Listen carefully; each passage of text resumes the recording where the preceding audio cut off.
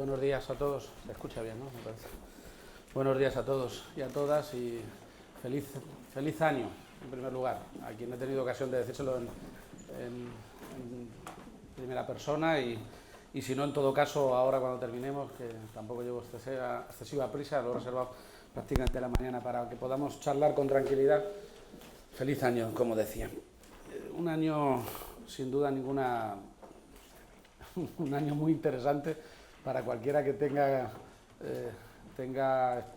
una especial dedicación a la política o una especial preocupación por los intereses públicos, ¿no? Para mí son los primeros 6 meses de presidente de la comunidad autónoma. Hemos huido, antes de que llegaran las fiestas de Navidad, precisamente de un balance específico. Lo hemos hecho de una manera,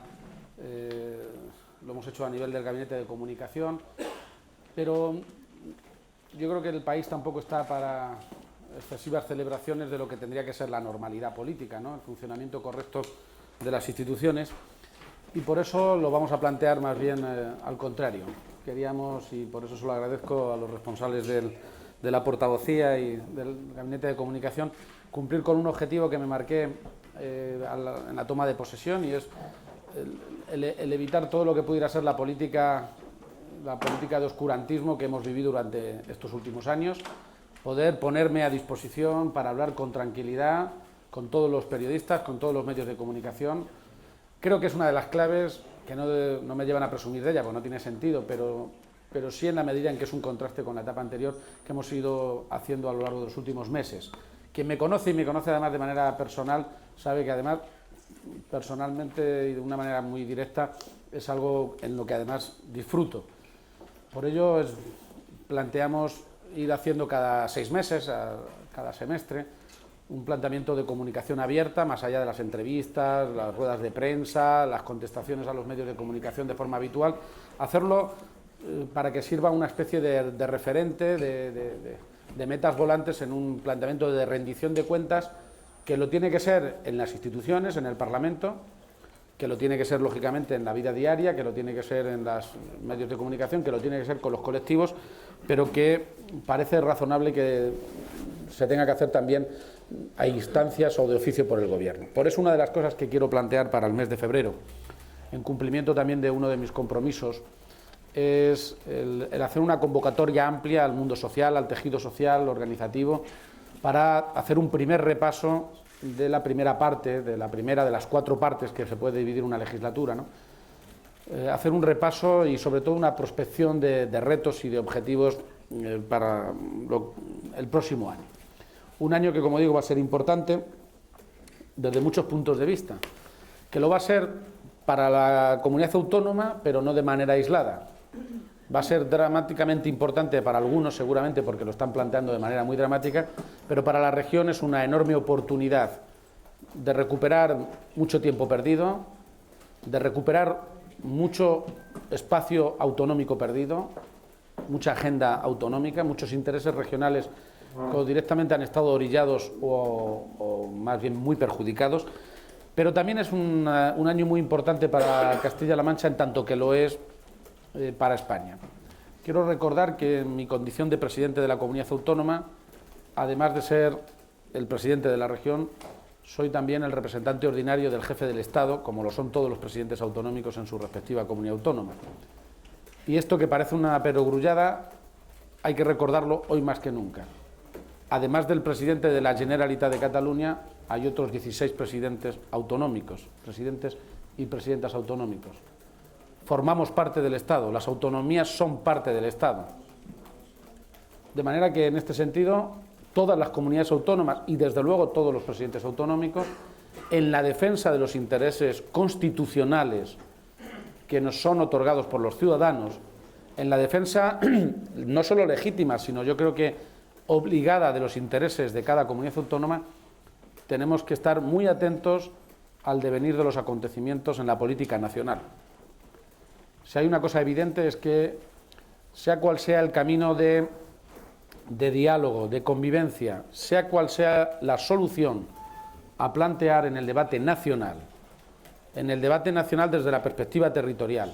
sea cual sea la respuesta, que tiene que ser por las buenas evitando siempre ir por las malas en el debate con el desafío independentista que se produce en Cataluña, este debate no es un debate, sea como fuere, no puede ser un debate bilateral del Estado o del Gobierno central con una comunidad autónoma. Debe ser del conjunto, porque todas representamos al Estado, todas conformamos el Estado, y los intereses de los que se van a hablar, de los que se tienen que hablar, aquellos que van a estar en juego de una manera o de otra, evidentemente son muy directamente,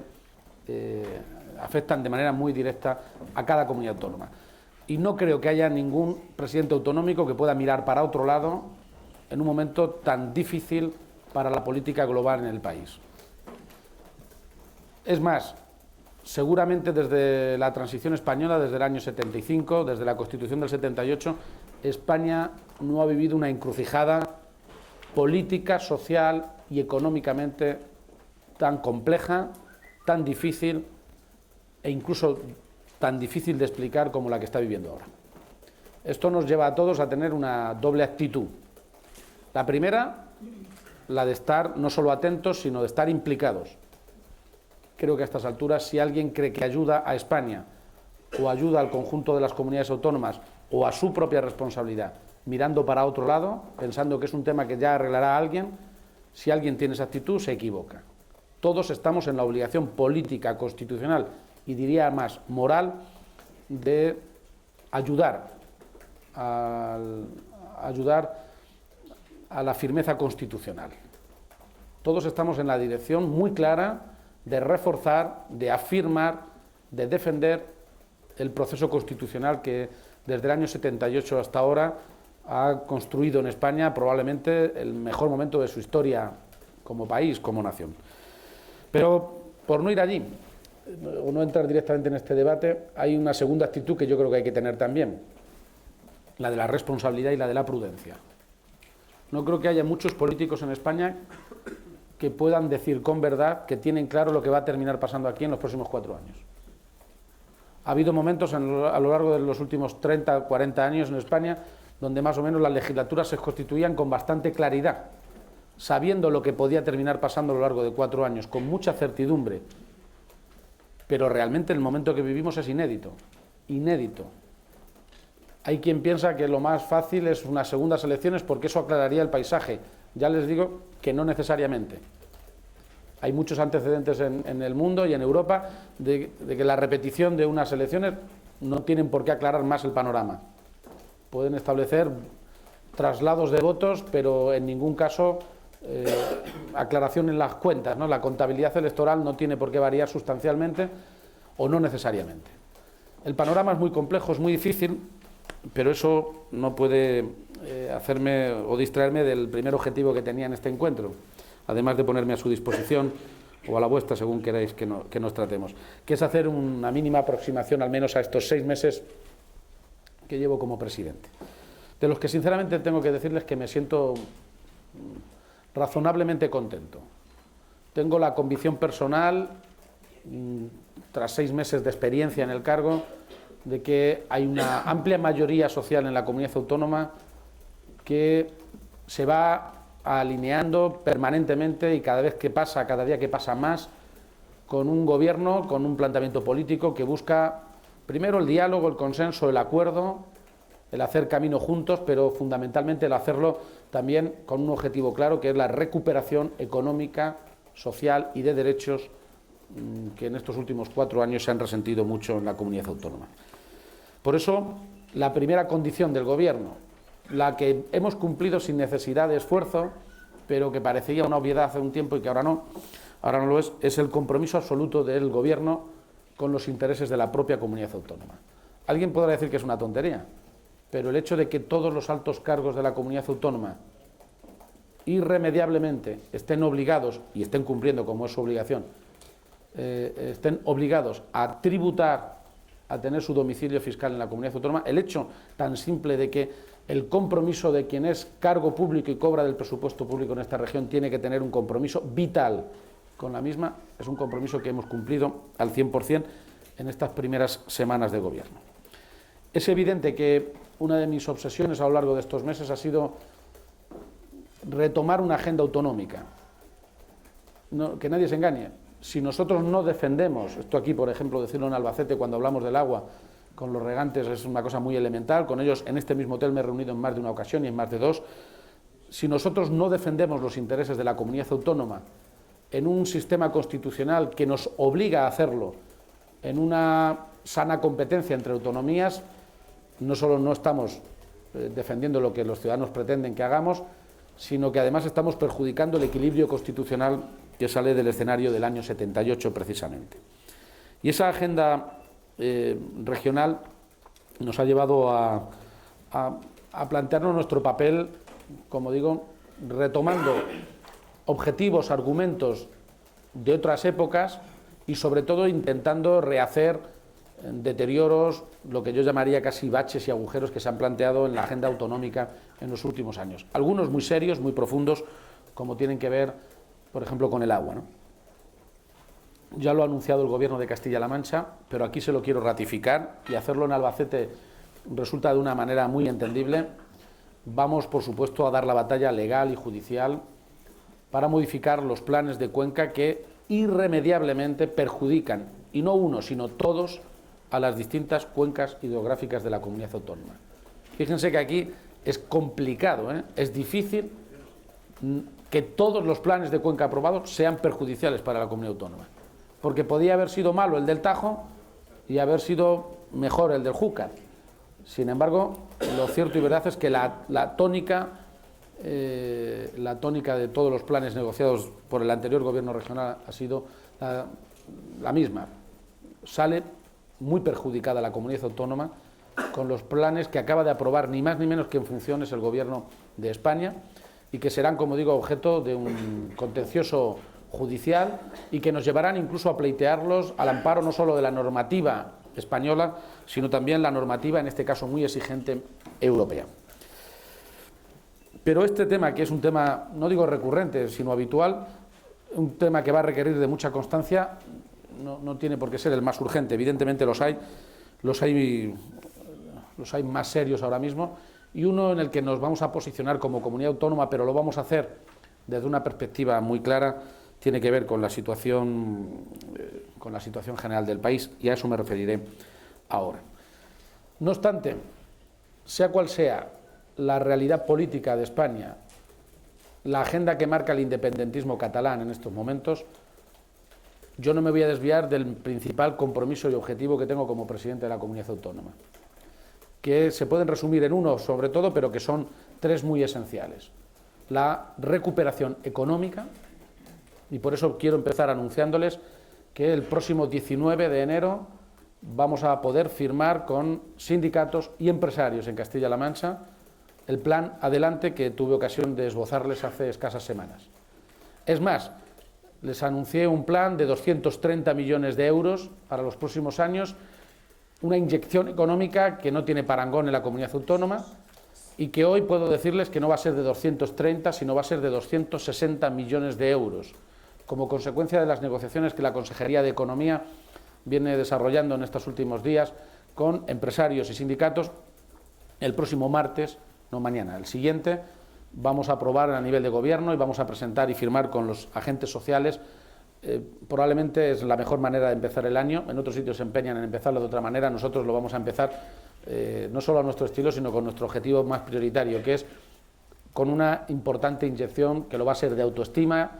porque lo va a ser de certidumbre en el escenario económico y social en la comunidad autónoma. Un plan que va a apuntalar las políticas de promoción del empleo y que va a facilitar la línea de ayuda para la ampliación de negocios, la creación de empresas o el esfuerzo de internacionalización de las mismas, la línea, como digo, de inyección económica más potente de los últimos tiempos en la propia comunidad autónoma. Junto a ello, el Gobierno, cumpliendo, como digo, con esta máxima de intentar llegar a acuerdos y de hacerlo además anteponiendo los intereses generales a los estrictamente de partido, de gobierno, junto a ellos también el Gobierno va a seguir avanzando en el plan 60.000, que tiene que ver con el empleo. En las próximas semanas se van a ir desarrollando todos los acuerdos relacionados con una de sus líneas más importantes, que es la que tiene que ver con los ayuntamientos, tengan en cuenta que, más allá de las zancadillas que nos han planteado, más allá de los vaivenes en la negociación, es un orgullo poder decir que la convocatoria del Plan 60.000 ha sido un rotundo éxito. Se han presentado prácticamente todos los ayuntamientos de la comunidad autónoma, hay proyectos por encima de la oferta planteada y esto va a garantizar que 15.000 empleos se puedan generar directamente por esta línea de crédito dentro de muy pocas semanas y otros 15.000 el año que viene. A esos añadiremos en muy poco tiempo también el programa, sobre todo de empleo relacionado con los mayores de 55 años. Hay un objetivo, además de la recuperación económica y el empleo, hay un objetivo que tiene que ver con ello y que va a ser una constante también a lo largo de los próximos años. Tiene que ver con el presupuesto. Yo me voy a extender muy por encima nada más en este aspecto porque será objeto de debate a lo largo de las próximas semanas. El presupuesto es un presupuesto muy distinto al presupuesto de Cospedal. La pregunta a estas alturas es muy sencilla, no podemos seguir por más tiempo con un presupuesto que es un auténtico freno al desarrollo económico y social y que además apuntalaba los recortes sociales en sanidad, en educación, en servicios sociales y, por tanto, el presupuesto que va a plantear el Gobierno cumple varias condiciones. La primera es que supera el compromiso firmado con la organización Podemos en Castilla-La Mancha. Vamos a reorganizar la asignación de partidas conforme a un objetivo que compartimos, que es de Podemos, pero sinceramente que lo es desde un punto de vista de la agenda social y económica de la comunidad autónoma, que tiene que ver con la priorización y la aceleración de políticas de, entre comillas, llámenla como quieran, de rescate social. Más de 600 millones de euros,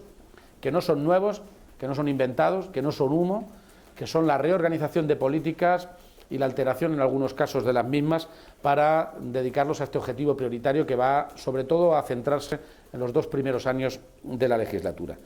pero que además va a suponer un cambio importante del plano de la inversión pública, sobre todo en materia de sanidad,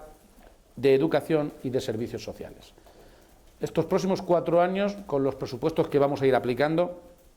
van a suponer un giro de 180 grados a los recortes planteados por Cospedal, tanto en sanidad, con decir simplemente que los principales proyectos de inversión hospitalaria van a estar en marcha ya este mismo año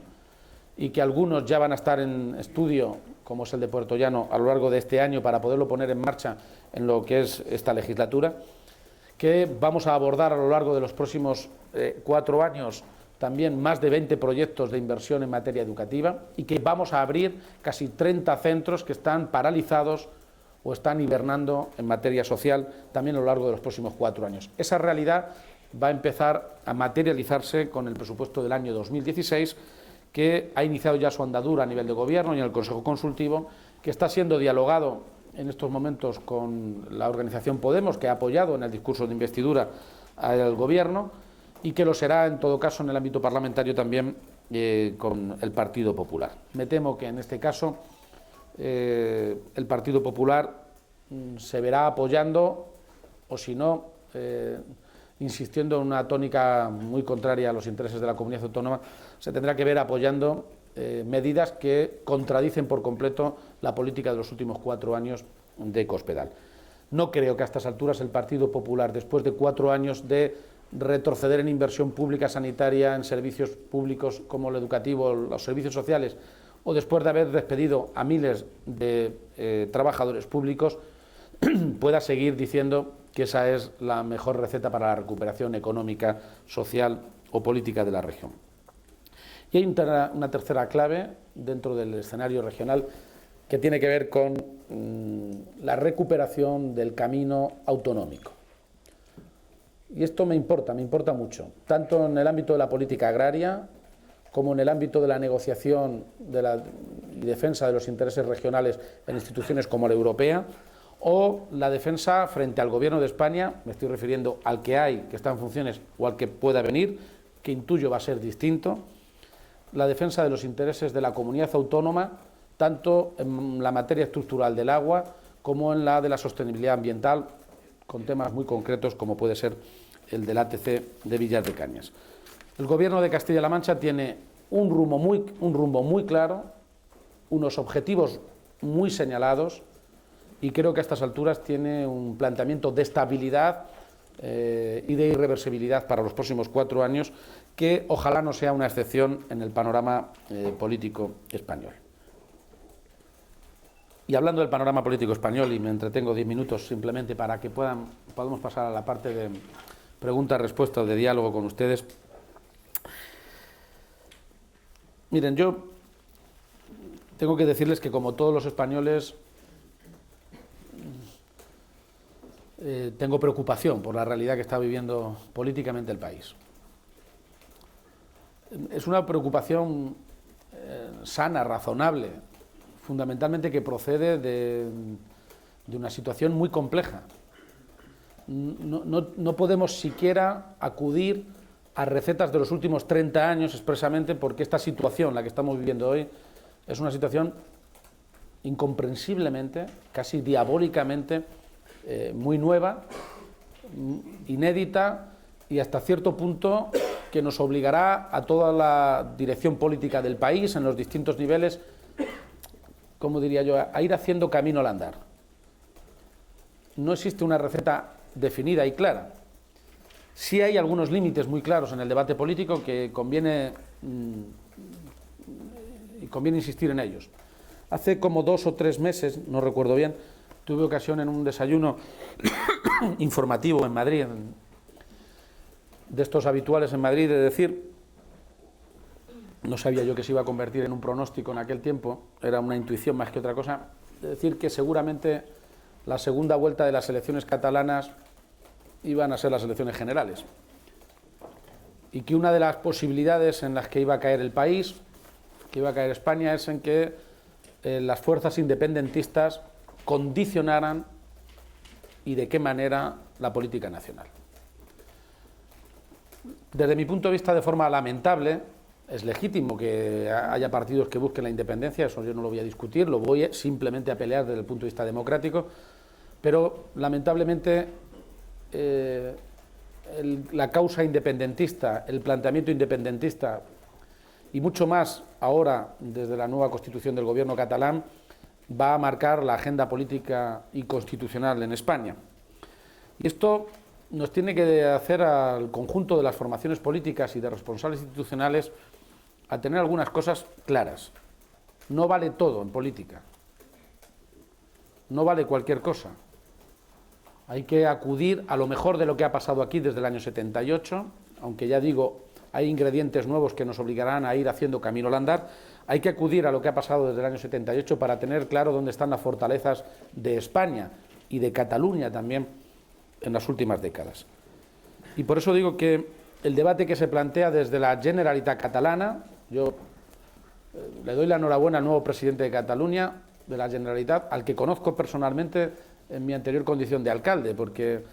ambos pertenecíamos a la red de juderías de España y hemos tenido ocasión de dialogar en los últimos años, especialmente en los últimos 2 años. Evidentemente le doy la enhorabuena en lo personal, en lo que tiene, pero también tengo que dejar muy claro a estas alturas que el debate que se está planteando en Cataluña en realidad en el fondo no es independencia sí o independencia no, es respeto a las reglas democráticas sí o respeto no,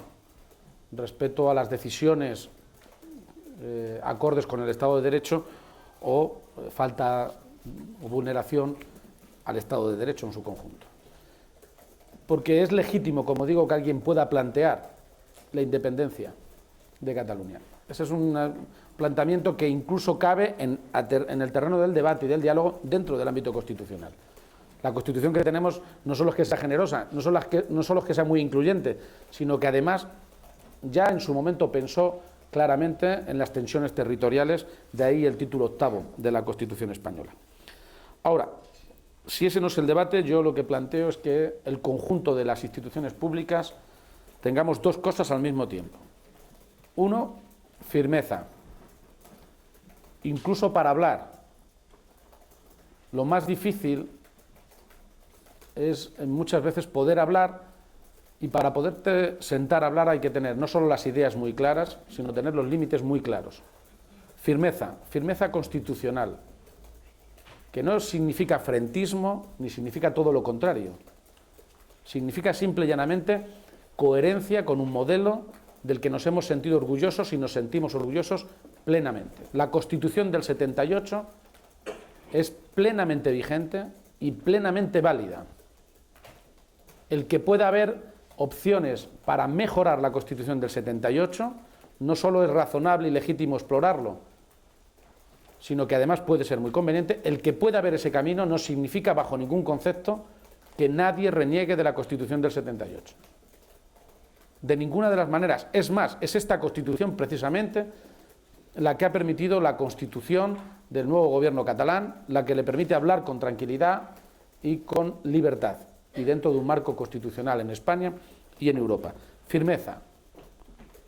y serenidad. Y serenidad. Seguramente hay quien intente a lo largo de las próximas semanas, o seguramente a lo largo de toda la legislatura, introducir una tensión y un estado de nervios que no se debe corresponder con quien tiene el Estado de Derecho de su parte. Y si me apuran, quien tiene de su parte el sentido común. Aquel que además yo creo que ha quedado reflejado de una manera evidente también incluso en las urnas en Cataluña, tanto en el último proceso de elecciones generales como anteriormente en el proceso de elecciones autonómicas. Pareciera que algunos han olvidado los resultados o el sentir real de la mayoría de la sociedad catalana. No es nuestro caso. Y además esto nos lleva también como comunidad autónoma a tener muy claro que nunca como ahora los que defendemos la igualdad tenemos que defender la unidad. Porque quien amenaza hoy la unidad lo hace sobre la base de que no quiere la igualdad. En el fondo, la mayor amenaza hoy a la igualdad de oportunidades entre todos los españoles en el terreno social, en el terreno económico, viene fundamentalmente de quienes quieren romper la unidad, entendiendo que la unidad de todos los españoles es un lastre para su propia situación social, económica y política. Por tanto, unidad e igualdad son dos conceptos que van hoy en la España de hoy más unidos que nunca. Y que quienes nos sentimos además españoles, sin con ello tener un planteamiento para nada casposo, absolutamente racional, absolutamente actual, los que hablamos de la España de hoy como la mejor que ha tenido, la más moderna, la más avanzada y de la que más orgullosos nos podemos sentir de los 500 años de historia de la nación española, los que nos sentimos orgullosos de la España de hoy sin tener que acudir a los siglos atrás, también tenemos que tener ahora muy claro que unidad e igualdad van de la mano. Que detrás de la ruptura del país, del planteamiento de separatismo independentista, lo que hay es un ataque frontal al concepto de igualdad de oportunidades entre todos los españoles. Y esto va a exigir que tengamos claro que el escenario constitucional va a requerir siempre de amplios consensos y que es inevitable mantener un diálogo sereno y abierto con quienes tienen una representación mayoritaria en España. No cabe posibilidad ninguna de avanzar en un cambio constitucional de una parte de España contra otra parte. Que es indispensable establecer un diálogo sereno para la defensa constitucional con el Partido Popular y con todas las fuerzas, como puede ser también Ciudadanos, que tienen muy claro que la Constitución no es una piedra inamovible, que tiene un proceso evidente y posible de modificación, que además obliga al consenso político y al voto democrático de todos los españoles. Ese consenso hay que buscarlo y ese diálogo hay que mantenerlo y, por tanto, digo con mucha claridad que diálogo constitucional con el Partido Popular sí, que en consenso para cuestiones constitucionales con el Partido Popular sí. Cuestión diferente es el Gobierno. El consenso que merece la pena desde el punto de vista constitucional es el del Gobierno y la oposición. Eso no obliga, es más, a veces casi es lo contrario, a un apoyo al Gobierno. Mantengo la tesis de que el Partido Popular tiene que intentar formar Gobierno, los españoles lo han nominado como primera fuerza política, pero que si no consigue la formación de Gobierno, evidentemente hay un turno para poderlo intentar a la segunda formación política, que en este caso lidera el Partido Socialista. Ese intento de formar gobierno, evidentemente, tiene también sus límites, tiene que tener sus condiciones, porque el gobierno socialista y el secretario general del Partido Socialista lo han dejado muy claro a lo largo de estos últimos días, estas últimas semanas. Hay un documento claro del Partido Socialista que explicita nítidamente que nosotros no queremos un gobierno a cualquier precio, que queremos ser una solución,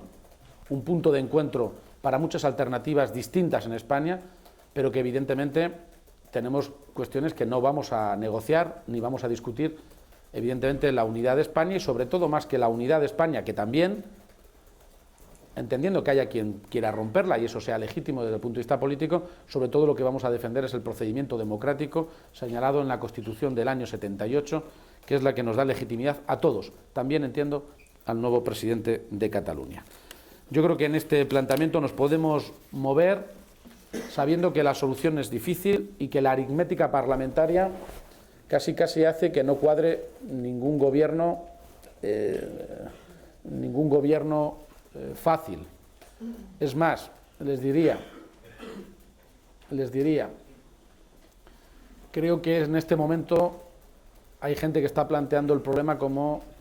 cómo salimos de la investidura. En realidad, si somos serios, el problema no está solo en pasar el trance de elegir presidente del gobierno y que el presidente del gobierno forme gobierno. En realidad debemos entre todos intentar, antes de llegado ese momento, antes de que se pueda formar un gobierno a la aventura, o antes de entrar en un gobierno que sea más un túnel que otra cosa, antes de eso habría que intentar establecer unas bases de consenso básicas, elementales,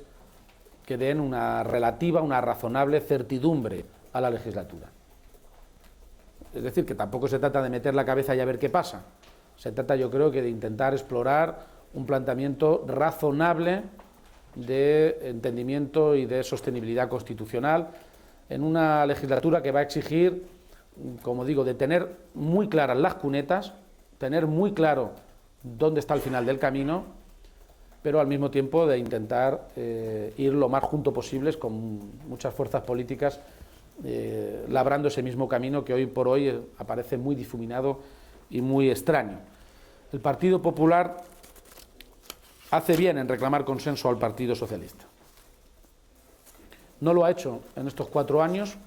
ni lo hizo tampoco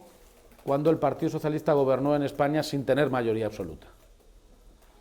Es casualidad que siempre que se plantea una gran coalición, PP-PSOE, es cuando lo plantea el Partido Popular, porque ha habido momentos donde el Partido Socialista lo ha podido necesitar y, sin embargo, lo que nos encontramos es una oposición despiadada, probablemente muy dura, la peor de las que ha habido en la democracia española. A pesar de eso, muchos mantenemos, desde el secretario general del Partido Socialista a muchos otros dirigentes del Partido Socialista, mantenemos una cosa muy clara. Si se trata de hablar de sostener la Constitución española, de mantener el consenso constitucional y de mantener la firmeza del Estado de Derecho frente a quien quiera vulnerarlo o romperlo, en este sentido no nos van a dividir. Esa unidad está por encima de cualquier otra, no hay futuro de políticas ni de izquierdas ni de derechas si se rompe el equilibrio constitucional. Primero va la Constitución y después va todo lo demás. Y esto es algo que, ya digo, es difícil seguramente de materializar en una perspectiva de 4 años, que habrá que ir trabajando día a día, pero que va a exigir, como digo, de mucha cintura política. Y en esa cintura política, como digo, es tan importante tener claros los límites del camino como tener claro que en el camino tenemos que entrar la mayoría de las fuerzas políticas. Esto no lo arregla, el problema del país no lo va a arreglar el gobierno como tal. Sea quien sea el gobierno, va a tener que contar con la otra gran fuerza política mayoritaria o las otras grandes fuerzas políticas mayoritarias a nivel nacional. Tanto si el presidente que consigue la investidura se llama Rajoy, tendrá que contar con Pedro Sánchez, como si consigue la investidura Pedro Sánchez, tendrá que contar con el Partido Popular, sin duda ninguna, en el camino de diálogo constitucional. Y eso por delante de la agenda programática de cada cual, que evidentemente la nuestra es una agenda progresista que pasa por la recuperación de los servicios públicos, por una por un cambio drástico en la política económica planteado por el Gobierno del Partido Popular y que como partido nos interesa llevar adelante en los próximos años. ¿Son posibles las dos agendas, la constitucional y la económica y de derechos? Son posibles. Difícil, pero posible. Y este es un equilibrio, como digo, que va a marcar la posibilidad de un gobierno o no en las próximas semanas. A cualquier precio no, pero desde luego la situación actual exige también entender que los ciudadanos tienen derecho a que intentemos llegar a acuerdos antes